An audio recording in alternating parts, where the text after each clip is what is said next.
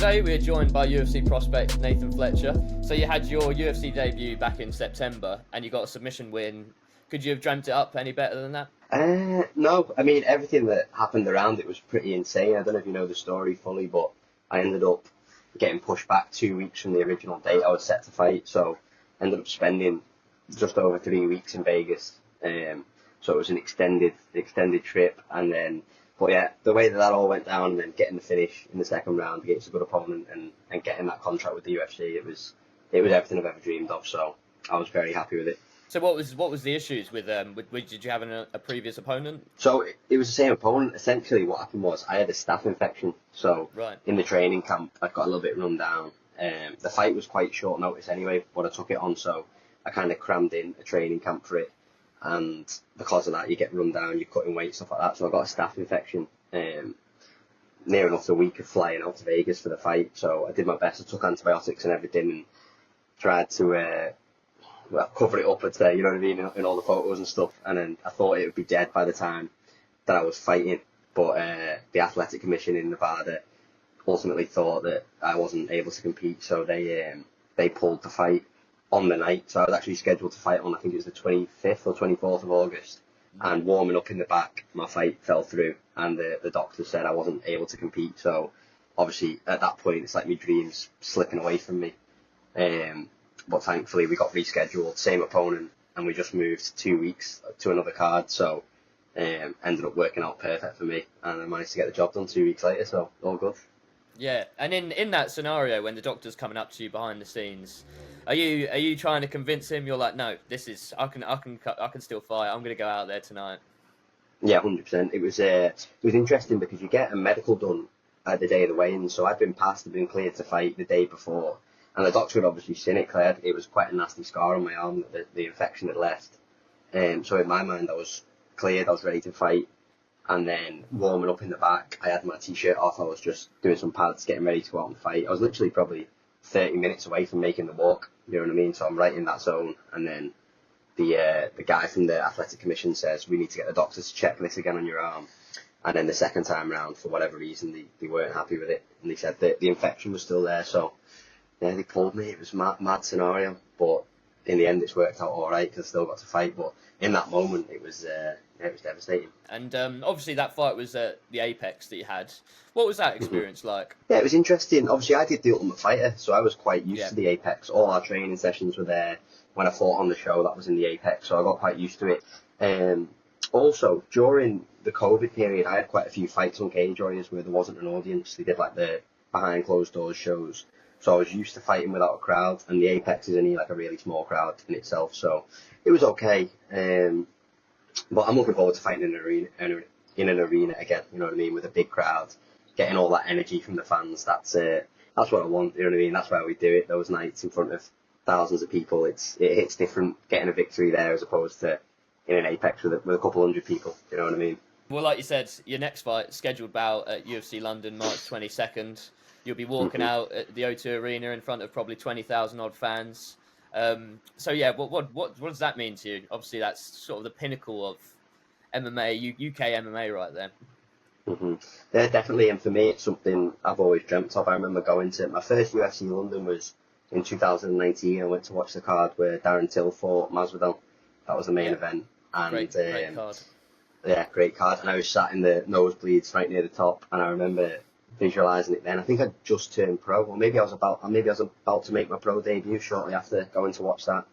And I went with my girlfriend, and I remember saying to her at the time, like, one day I'm going to be fighting in here, do you know what I mean? And ever since, I've been to a couple of cards there where my teammates have fought, Paddy and Molly.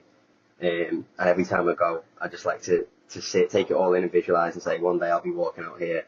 And now, 7 weeks' time, I'm going to be walking out there, so I'm very excited for it. So like you said, you made the UFC, you got that first win under your belt, but tell us about your journey to get to this point. How did you get into MMA? So I started training MMA. I got into MMA straight away. I wasn't doing any other combat sports really. I was about 13 at the time, 13 or 14 I think. And basically I was a relatively small kid. I went to an all boys school, so I was very aware. Like, I never got bullied or anything, but I was very aware of conflict, and I was like, I don't want to be one of these kids that gets picked on by all the bigger lads, you know what I mean? So I kind of weeded my way through, and I became friends with a guy called Kieran Lovelady, his name is, and he was like the hardest kid in our school. He was like the top dog, do you know what I mean? So at the time, Kieran was training MMA. So I kind of became friends with him and was like, what do you do? Like, what's this fighting that you do? You know, is it boxing? I want to get into it and do a bit. And he was like, well, I'll take you down and show you the ropes, basically. And it was a Tuesday night, I remember, after school we went down, and it was just a grappling class, and he absolutely tied me in knots, just tapped me out everywhere multiple times. And I remember thinking, like, I thought I was going to do better than this. I was relatively athletic. I'd done gymnastics and other sports, played football. So I thought I'd be a little bit better than what I was, but I instantly just got humbled, and I was like, right, I need to start learning this, whatever this kid's doing. So I got addicted to it from literally day one, and like, it wasn't too long after I was telling people in school, like, I'm going to be a UFC fighter, this is what I'm going to do for a living. I was just obsessed with it, so that's how I kind of got into it. And then that was at a small club in Southport. So I live in Southport, which is a town near Liverpool, about 45 minutes away. But obviously it was a small gym. I wasn't really getting any fights. There wasn't many training partners there. So at 18, I'd been training for about 4 years. I decided to make the move and you know, go try and find the proper MMA gym. So then that's where Next Generation came in, and I went down. And I'm very thankful. I just kind of got lucky, to be honest, choosing Next Gen. One of my friends, Adam Cullen, I don't know if you know him, but he's also a fighter. He fights on Cage Warriors. And he was basically the guy who found it. I said, where are we going to go? He looked up Liverpool MMA. And I think Next Gen was the first gym to come up on the Google search. So we went down, and I'm very, very happy that Next Gen was the first gym that showed up, because, yeah, we haven't looked back since. So this fight is actually a rematch from one of your earlier Cage Warriors bouts against Cowell and Loughran. How do you see this one going? Yeah, it's a rematch. Obviously, we fought in the amateur days. That fight was, I won a decision, and I kind of dominated the grappling aspects of that fight. I think similar in this one, I'll have a grappling advantage 100%. But it's going to be a different fight. We'll see. I've evolved a lot since that fight. I imagine my opponent has as well. So it's going to be interesting. But I'm expecting to go and get a finish, make a big statement. He hasn't been finished in the UFC yet. I don't think he's been finished in his career. So I'm looking to put him away, make a big statement, and kickstart my UFC career with this one. Yeah, nice. And so obviously seeing a finish. Do you have a call-out plan? Do you usually do that? Do you have something in mind that you prepare for afterwards? No, not really. Just in the moment, whatever comes to me, I'll probably say. I don't have specific names. I'm not really looking past him, to be honest. I like to take it one fight at a time. So he's occupying all my brain power at the minute. All my training's focused on him and getting this fight won. And then we'll see what happens afterwards. Normally, I feel all right on the mic. When I get in and you've won, you've got a lot of adrenaline. You're hyped up. I might say some stupid things, but yeah, I'm confident that whatever I say, it'll sound all right. And I'll promote myself well for what's next. So, yeah. Yeah. And you're moving back down to bantamweight for this bout. Do you feel like that's going to be your new home for your UFC career? Yeah, I think I was always a bantamweight on Cage Warriors, and then basically the reason I moved up to feather was because the Ultimate Fighter, the opportunity came for that, and it was a featherweight season. And like I'm not undersized as a featherweight, to be honest. I felt decent in there. I'm a relatively big bantamweight, so I thought that was a good opportunity to get my way into the UFC. But the plan was always after that show to drop back down to bantamweight, and now I'm light already. I mean, I've 7 weeks out, but I don't have much weight to go. I should make weight comfortably at bantamweight, and for the foreseeable, I'm 27 now, so for the next few years anyway, I'll be okay making bantamweight. Maybe as I get into my 30s, I'll look at moving up, but yeah, bantamweight's the home for now. Yeah, and you mentioned you were part of the Ultimate Fighter series, the Alexa Grasso versus Shevchenko series. Tell us about that experience. Yeah, it was nuts, to be honest. It was like, the maddest thing is you don't have contact with the outside world, so for 6 weeks, 8 weeks, whatever it is, you're locked up in this house with a bunch of people who you don't know. Obviously, you get to know them very well, but it's just you lot in there in this own little echo chamber. You don't have any phone, any radio, any TV.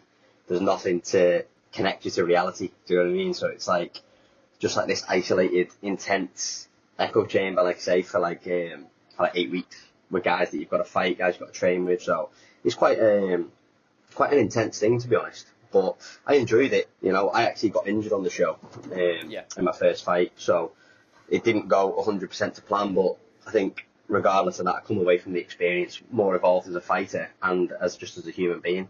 There was a lot of things I could pick from the brains of the guys. Obviously, you're living with a bunch of other high-level athletes, so you pick up little things of how they sort of tick, what they use, recovery methods, and mindset and all stuff like that. So and I made a couple of good friends as well. Do you know what I mean? People who I never would have spoke to without doing the show. I made a couple of good friends who I'm still in touch with now. So yeah, I'm thankful for the whole experience.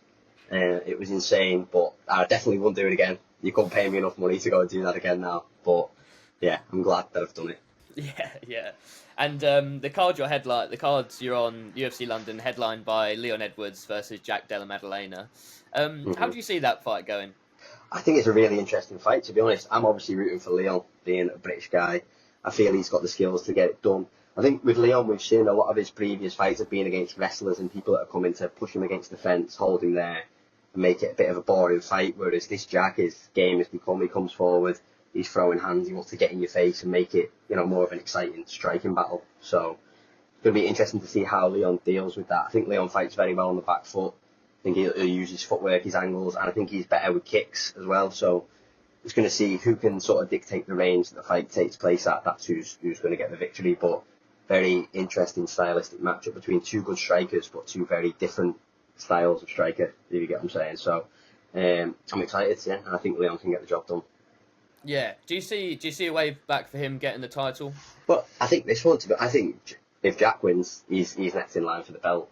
So I think that if Leon gets the better of Jack, I think it's only fair that he fights for the title again. I think that Jack's on like a 17 fight win streak or something crazy like that. So, and you see the guys he's beaten now. He's just beat Gilbert Burns in his last one, so he's looking very impressive. So I think if Leon can beat him, especially if he can get a finish over him, make a big statement, I don't see why you couldn't put him back in there. Obviously, welterweight's interesting at the minute. We've got Ian Gary floating around. You've got Shavkat, who's up next in line. A couple of guys, Sean Brady's up there. He got a win on my card, actually, what I debuted on. So it's an interesting landscape, but I think Leon can jump the queue by getting a big victory in London. Yeah, certainly. And in your division, bantamweight, we had a big title fight recently. What did you make of the Merab Umar matchup? Yeah, I thought it was a great fight. I thought Merab did what I expected him to do. He's just unbelievable. That gas tank is next level, and I think that it's going to take... Well, I think it's going to take someone to knock him out to take the title off him, to be honest, based off that performance, seeing how he dealt with such a high-level grappler in Umar Usman. Which one is it? Umar, he fought with. Umar, yeah. Umar, yeah. Yeah, I think he's phenomenal. I think that it's going to take some beating. If I'm honest, I think the person now who's got the best chance at beating Merab would be Sean O'Malley, even though we've just seen that one. I think that it's going to take a sniper like Sean to find his chin, to get him out of there, because over 5 rounds, beating him is a tough ask. You know what I mean? So, but we'll see if he's still around by the time I'm up there. Maybe I'll be the man to do it. You never know. So obviously, we're looking ahead down the line, but are there some, there's a lot of veterans in bantamweight still as well. Are there any guys there who you would love to fight on your way up the rankings? I mean, I'm a fan of the sport, so I've watched it for years. I see the guys floating around. It'd be crazy fighting the likes of Jose Aldo. I know he's still competing at bantamweight. Dominic Cruz, all these legends. I don't know, really. I haven't thought about who's going to be in my path. Obviously, it's probably going to be, realistically, 2 years before I'm up there competing for, like, top 10, top 5 spots. So, trying to take my time, focus on the people I've got in front of me.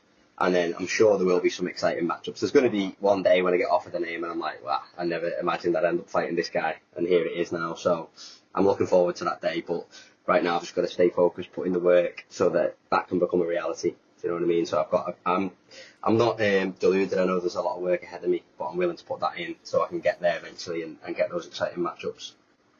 Yeah, as you said, early in the career, what are the goals for 2025? I want to have an active year. I want to try and fight 3 times. That's my aim. Just keep improving, keep finishing guys. I know that's a big thing with the UFC. You get finishes, you get pushed up a lot quicker than if you just come in and getting boring decision wins. Do you know what I mean? So I want to be exciting. I want to gain a lot of fans, and I want to finish everybody I fight, because I know that's going to be my quickest route to getting to the top of the sport. So 3 fights this year would be nice, and 3 finishes as well. Yeah, well, can't wait for it. It's been great chatting to you, Nathan. All the best for UFC London. Hopefully we get to chat to you after a big win, and let you get back to your recovery session today. Brilliant. Thank you very much, Tyler. And I'll be back on after the win. Don't worry about it, mate. Nice one. Really appreciate that, mate. All the best.